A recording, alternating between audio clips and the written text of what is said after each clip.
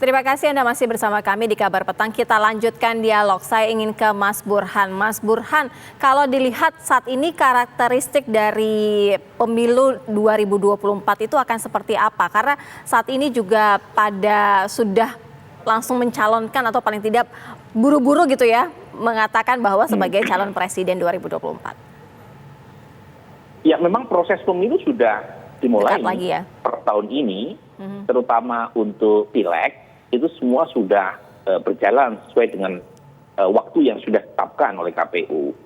Dan saat yang sama, 2024 itu lebih bersifat open competition, kompetisi terbuka, bebas, karena tidak ada petahana.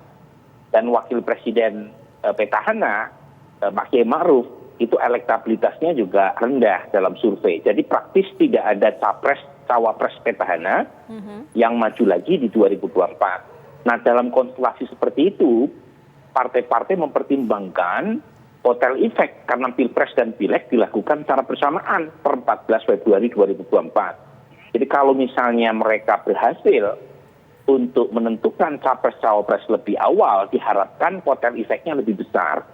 Jadi pada titik itu membedakan pola yang terjadi di sebelumnya, di mana proses faksionalisasi, konsolidasi antar partai terkait dengan capres-cawapres itu terjadi di ujung. Oke, Mas Burhan, kalau berbicara mengenai peluang Anies Baswedan dalam parpol, artinya saat ini sudah ada respon positif dari Demokrat dan juga PKS. Terlebih dari Nasdem sendiri sudah masuk nih salah satu nama di antara 3 calon kandidat yang akan dideklarasikan resmi pada November. Artinya kalau dari hitung-hitungan parpol, kira-kira yang paling serius bisa dikatakan Nasdem, Mas Burhan, analisanya? Iya, jadi memang kalau di antara partai-partai yang ada, Nasdem lebih awal menentukan bakal calon presiden dalam Rakernas Juni kemarin. Tapi masalahnya Nasdem tidak cukup kursinya untuk bisa meminang Anies Baswedan tanpa harus berkoalisi dengan partai lain. Dan partai lain yang potensial bersama Nasdem mengusung Anies Baswedan itu 2, yaitu Demokrat dan PKS.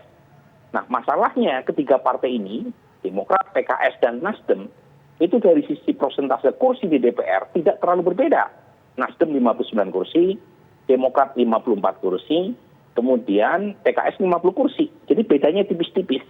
Nah, koalisi partai menengah ini menyulitkan bagi proses penentuan siapa capres, siapa cawapres. Nah, Demokrat sendiri dalam Rapimnas sudah menyebut AHY sebagai bakal calon presiden mereka. Nah, kalau misalnya AHY turun gunung, turun kelas menjadi cawapres, pertanyaannya adalah apakah Nasdem dan PKS bersedia? Karena bagaimanapun keduanya tidak punya capres-cawapres. Anies kan bukan kader Nasdem, bukan juga kader PKS. Jadi konstelasi terkait dengan penentuan siapa capres-cawapres oleh partai menengah ini menyulitkan, terutama terkait dengan siapa yang menempati posisi nomor 1 dan nomor 2. Nah, ini tinggal Bung Willy saja komunikasi sama Demokrat dan PKS. Siapa nanti yang akan diusung? Kalau misalnya gagal terjadi kesepakatan, bisa jadi Anies gagal dapat tiket. Jadi memang nasibnya Anies tergantung Bung Willy.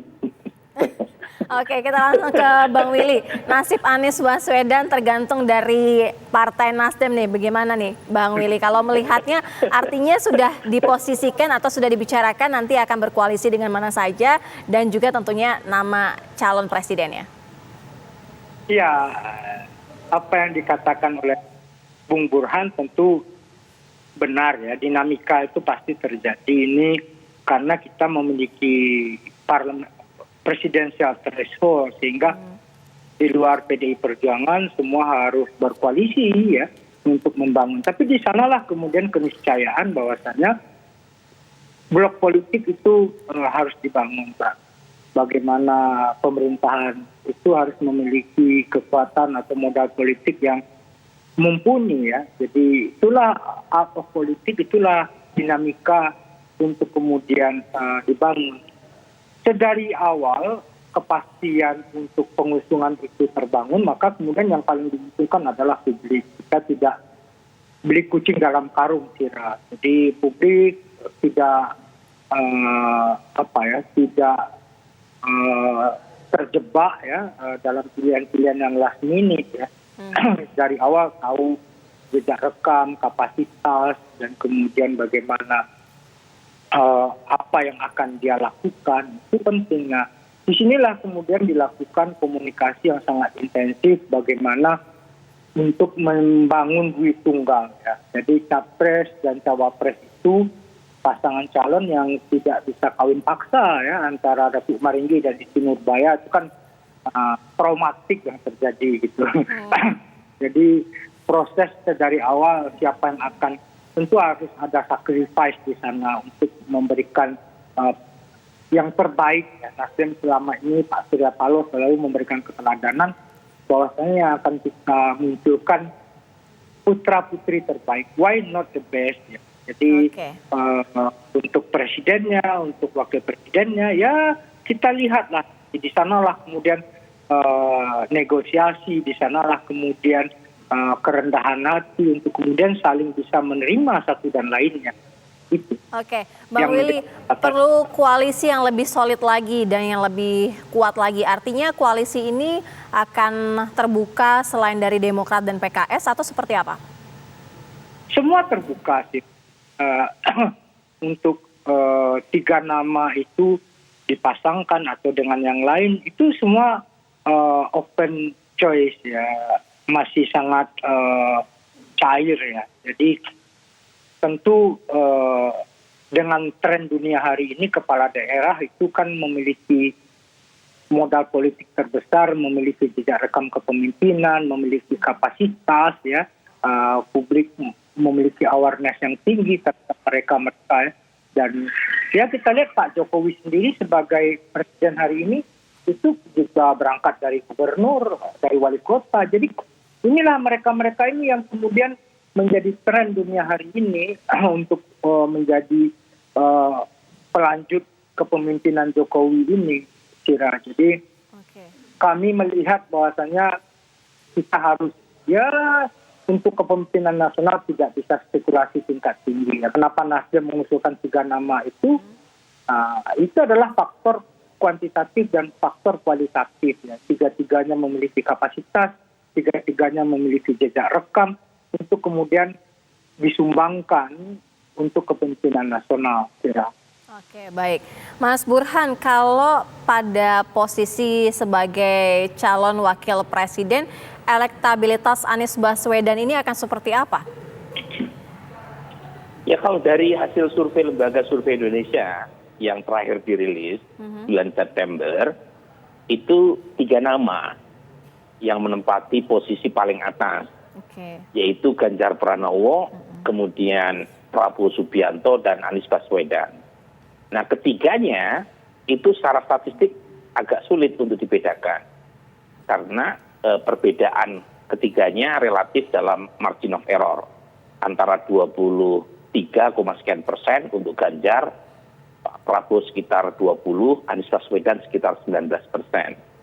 Jadi 3-3-nya dalam rentang toleransi kesalahan yang bisa ditoleransi ya secara akademik. Nah dengan demikian tidak bisa diputuskan secara konklusif siapa yang unggul. Nah itu kesimpulan dari LSI. Nah pertanyaannya adalah bagaimana dengan partai? Karena ketika tidak ada calon yang dominan, elit partai yang punya kafling eksklusif dalam menentukan capres-cawapres itu berhak untuk mengatakan tidak ada calon yang potensial menang secara meyakinkan, dan karenanya mereka merasa tidak bersalah untuk mengajukan elit partainya sendiri. Toh mereka yang punya tiket untuk menentukan siapa calon yang bisa maju di 2024. Nah ini yang sekarang muncul di sebagian elit partai untuk memprioritaskan ketua umum atau elit partainya sendiri. Nah kalau misalnya ini terjadi, ini menarik karena bisa menimbulkan pertarungan antara ketua umum atau elit partai yang pengen maju versus calon non-partai yang populer. Nah tentu akan sangat ditentukan oleh dinamika di internal partai. Nah di antara partai-partai pendukung pemerintah, 7 diantaranya, 7 dari 9 partai kan pendukung pemerintah, yang potensial memajukan calon di luar partai Nasdem.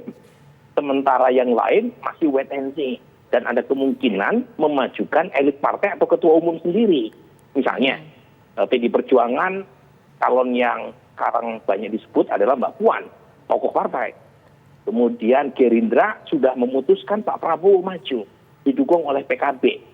Kemudian juga kalau kita lihat KIP yang diisi oleh Golkar, PAN, dan P3, itu Golkar sendiri masih menyebut berkali-kali ketua umumnya sendiri. Nah kalau misalnya ini berjalan sesuai skenario, maka potensi tokoh seperti Anies Baswedan untuk maju tinggal bergantung sama Bung Willy. Makanya tadi saya sebut ya, nasib Anies Baswedan itu tergantung apakah Nasdem ikut kolaborasi dengan partai koalisi yang lain, ataukah bikin poros baru bersama dua partai oposisi. Nah itu sangat ditentukan oleh perkembangan ke depan, termasuk istikharahnya Bung Willy lah ya. Oke, kita nantikan ya dinamika politik dan kita juga nantikan deklarasi resmi yang akan disampaikan oleh Partai Nasdem pada November mendatang. Terima kasih Mas Burhanuddin dan juga Bang Willy sudah bergabung bersama kami di Kabar Petang. Selamat sore.